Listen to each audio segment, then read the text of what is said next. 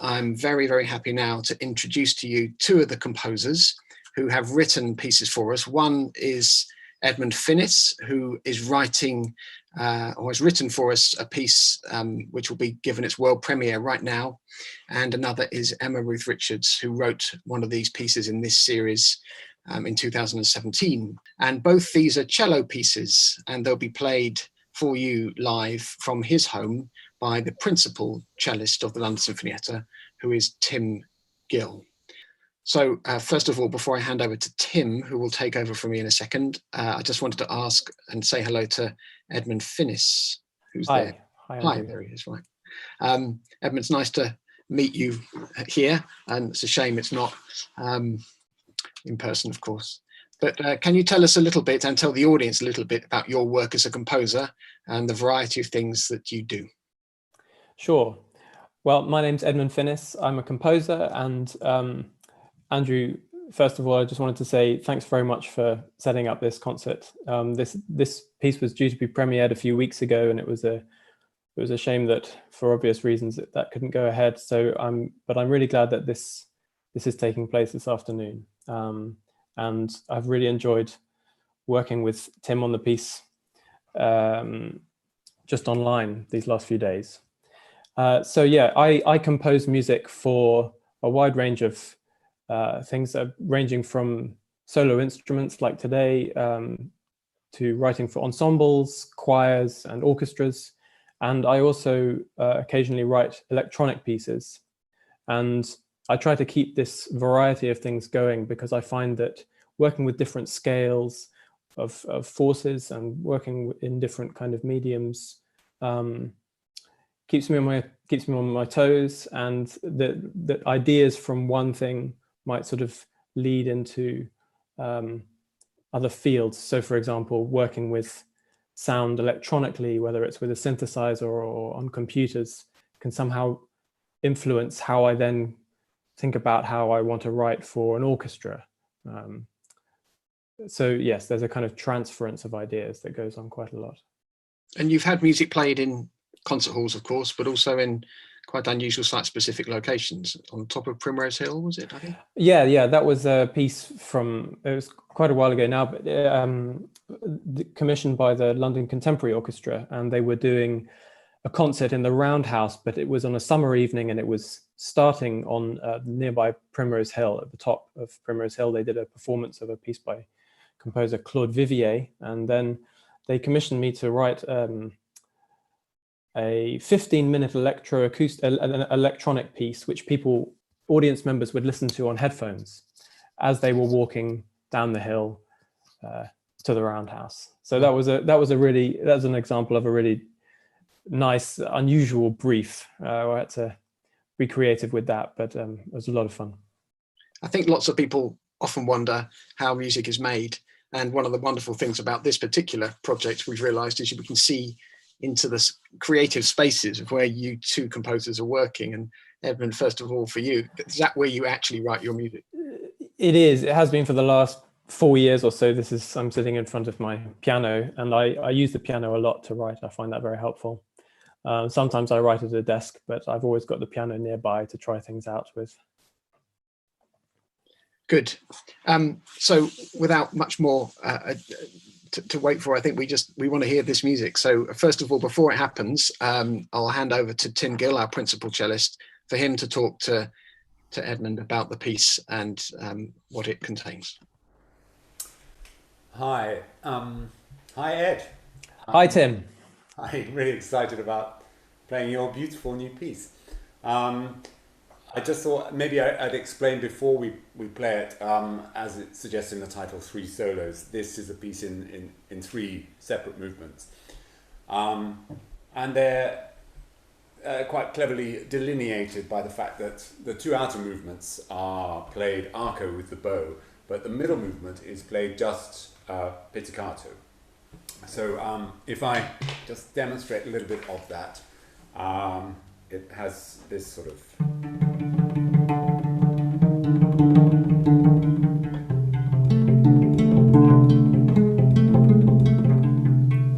And it goes on like that. So it's a very kind of mesmeric, beautiful effect.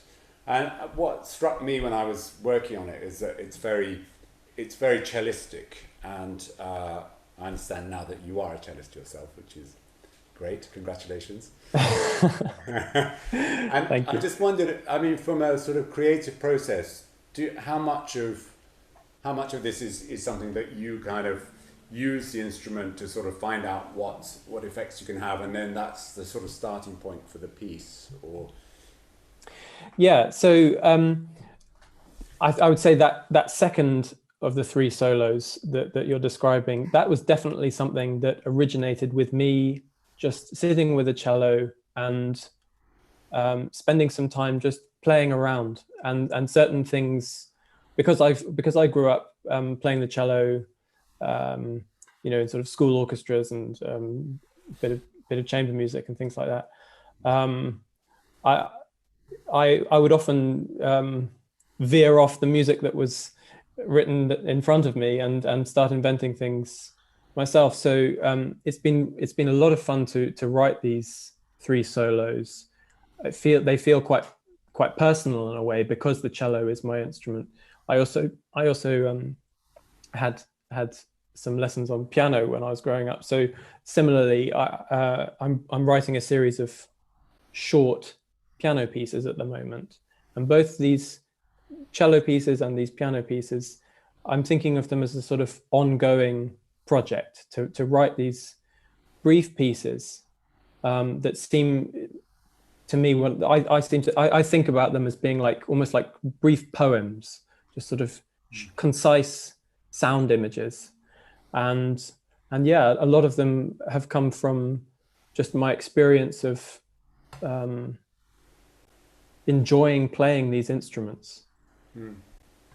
I just had a wonderful image of you playing a Dvorak symphony and sort of suddenly going off on a tangent and improvising while everyone else was playing the notes. That's it. That's it. Well, it's a beautiful, beautiful set of pieces, and shall I play them now without further ado? That would be wonderful. Thanks, Tim.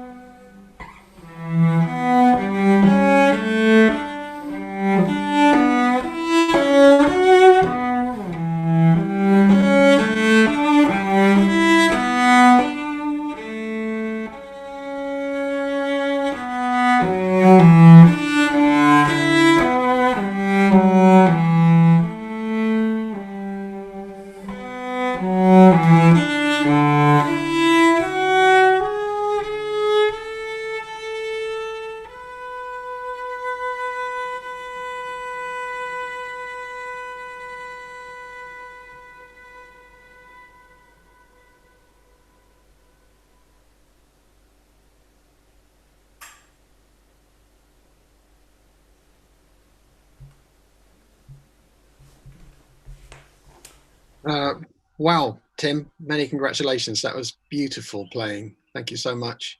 Hope it came across to the audience okay over the internet. And Edmund, thanks so much. What a beautiful work. Thank you very much. And thank you, Tim. Oh, it's a pleasure. Rather beautiful piece. Thanks. That was the world premiere performance of Edmund Finnis's 3 solos, sponsored and supported by Lark Music. And I should add one more thing that we didn't explain, that the I think we didn't explain it. The third movement was written specifically to be at a level suitable for many amateur players to be able to play it. That's right, isn't it, Edmund? That's right, yeah. So we're sort of inviting anybody out there. If you'd like to play it, please let us know. Is that okay to say that? That Absolutely. we could make the music available, and if anybody then wants to come back on this channel and have a masterclass with Tim on it, we can see where we take that sort of thing. But my wife's just put her hand up to say that she would like to. Keep it in house. Tim's wife is a professional cellist, so I'm sure she'd do a very good job straight away. We hope as well, as we're recording these, to put them this afternoon will be put on our channel, which you'll find on our website, where we put on performances and video interviews and podcasts with composers, players, musicians, and there's a chance to watch more of our work, which isn't live. Of course, it'll be streamed, but it will make this into a program afterwards where you can watch this again and, of course, listen to the music. So do check us out there.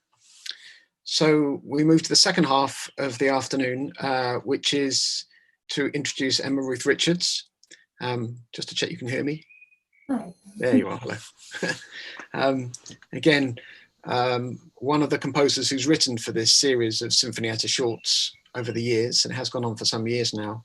And Emma-Ruth, that's your composing area, isn't it? That's where you work. Piano and that's behind. And we can see a cello case in the background there. Does that mean you were once or are?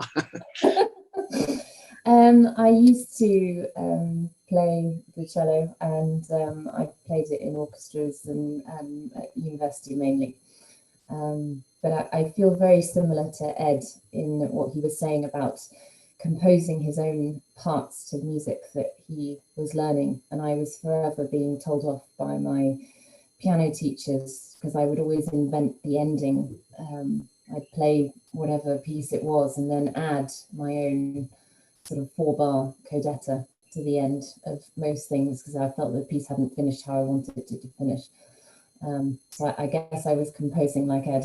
Do you find, having played, in this case, the cello, do you find your writing for it is easier than when you're writing for other instruments, or flows more naturally, or is that too simplistic of you? No, not at all. In fact, I had this conversation with Tim earlier today because I think being able to physically pick up an instrument and feel how chords sit or how things might shift or crossings of bows and all of that kind of thing, it feels like you have a bit more of a tangible hold on what you're expecting a performer to do. So I did play around a fair bit. I got my cello out for this piece. And can you tell us a bit about Dark Radiance, the name of your work that you composed for us in 2017, and just explain a bit about its background so that the audience can put it in context? Yeah. So basically, much of my writing, I'm really drawn to the kind of combination or the contrast of light and dark. And that's a really simplistic view, but I feel like it's something we all experience, dark moments, either emotionally or in terms of areas that we choose to inhabit, and also, you know, in opposition to that and in contrast to that, bright, radiant moments in life when you feel like shouting out about something wonderful or experiencing something really intense, whatever kind of emotion it might be. So when I was asked to write this piece for Tim, the cello is so perfect because it really does embody of all the string instruments, the lowest registers, right down at the very bottom of the sound of the cello, right up to the highest notes. So it covers the entire register that you could ever wish for. So this piece actually explores all of those registers throughout the piece, striving for the height, for the radiant top atmospheric kind of world of the cello. Tim, do you want to pick up the thread and ask a few questions and show us a bit about the piece before we play it? Sure, absolutely. Well, first of all, to say that I was lucky enough to play the premiere of this piece 3 years ago. And something that interests me actually quite a lot, Emma-Ruth, is that now, of course, it's been performed many times since then, sort of all over the world, places like Carnegie Hall, and I guess it has its own life now. It has a sort of life of its own.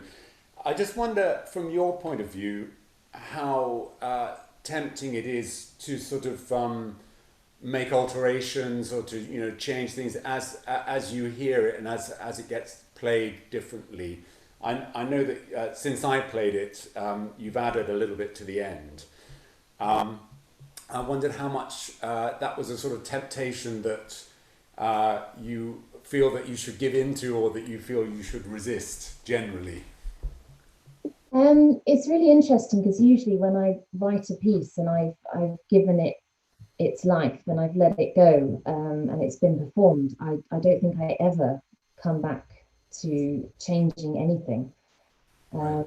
It costs me emotionally a great deal to deliver something, whatever it is, whether it's symphony orchestra or writing for opera singers, or the intimacy of writing in chamber music. And I think it literally just takes everything out of me to get it out.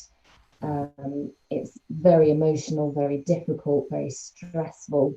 But then when it's done and I've handed it to you or whoever, you guys are the ones that make those little dots on the page what I would like them to be, and then add more. But in this situation, I had the opportunity offered to me to have it recorded on an album.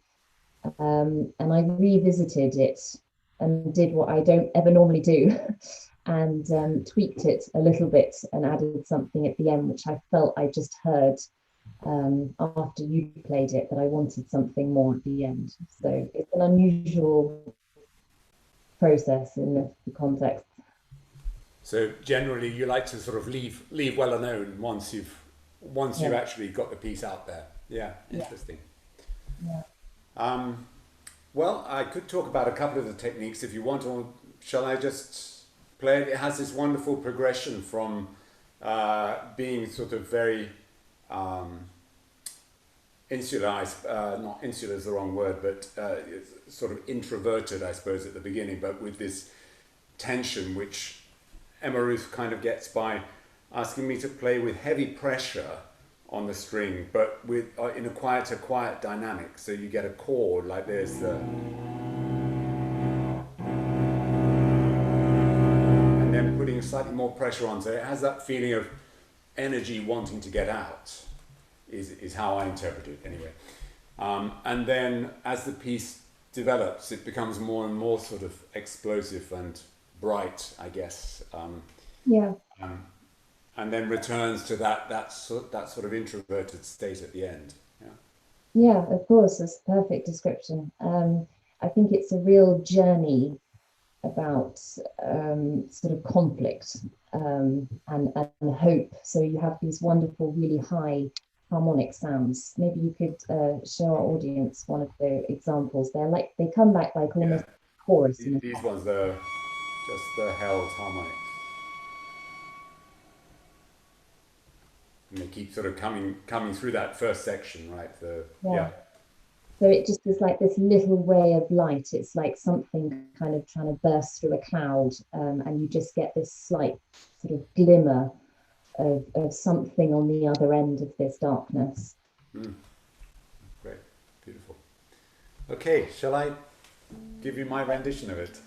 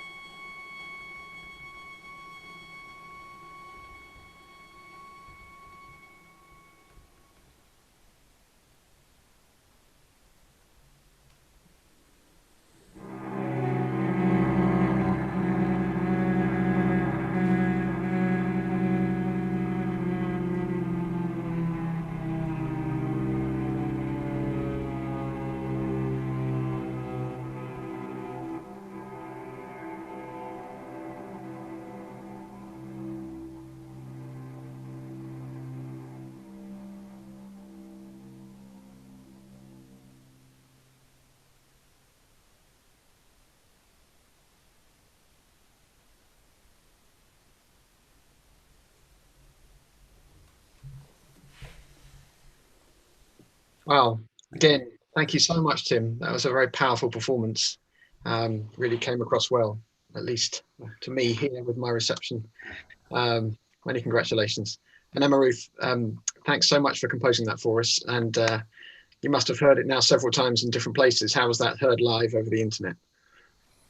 Thank you so much, Tim. It's wonderful. It's really wonderful. I think the amazing thing is that it's hopefully an intimate and powerful piece wherever it would be played. And I think it's quite poignant at this time to actually hear you playing it in your house. in my kitchen. Thank you. Thank you. So just to round off this afternoon, we have a couple of questions come in. For Edmund, if he could be unmuted, I think he's still on mute. There we are. Edmund, we've had a question come in from Liz, South London, as they say. Are there any poets that you are drawn to or inspired by in creating your music? Yes, definitely. Well, the first thing that comes to mind, I wrote an orchestra piece a few years ago, and the title of that is The Air Turning. And those words are lifted from a poem by the Scottish poet Robin Robertson, who I admire very much. And then I also really love the poetry of the Australian poet Les Murray, who died last year. And Alice Oswald, I've been enjoying a lot lately as well. All three of those happen to write a fair bit about observing nature in very close-up detail, in very evocative and poignant ways, I think. Thank you. And a question for Emma-Ruth from Natalie. You use the cello to create a huge amount of range of light and dark sounds. Is there anything left of the cello range that you don't touch in that piece? Tim, I don't think so. Apart from detuning a string, which means that we make the string looser or tighter than it normally would be. No, I don't think so. I think you might be able to go a little bit higher, but I didn't. I might get a bit of a nosebleed up there. Any higher than that. And Tim, one for you. How long does it take for you to prepare pieces like that for solo performance? Well, sometimes that's sort of something which is sort of dictated by necessity. You know, if, for instance, the music is not always available as long as you might like it, you know, to sort of fully prepare. So, but generally, I think, again, you know, it depends on the piece too. You know, it depends how demanding it is technically. But I like to sort of try to live with the piece a little bit, so that, you know, no matter what the technical difficulties are, so that you can somehow kind of get inside what the composer is aiming for, you know, and that always takes time, not necessarily hours and hours of practice, but just time and thought, I guess. This was the first of our lockdown live series with the London Sinfonietta. We'll be doing other programs coming up soon, hopefully to engage and inspire you over this period of lockdown. And if you want to subscribe to our channel, you can do by pressing a button at the corner of your screen down there, apparently, so I'm told. It's been great to have you with us, the audience out there. And I just wanted to thank Edmund and Emma-Ruth, and particularly, of course, to Tim for performing this afternoon. And we hope very much, all four of us, that you have enjoyed this very much, and trust you might come back and join us next Wednesday at 3 o'clock, when we'll be repeating this with our principal double bass player, Enno Senft, who will be performing two Sinfonietta shorts written for that instrument, with the composers present with us then too. So do watch us then, send your questions in, and we'll be very happy to make a connection between you, the composers, and our players. And we very much hope to see you back in a live performing situation again before too long. And until then, stay well, and we'll see you again online next week. Thank you, everybody.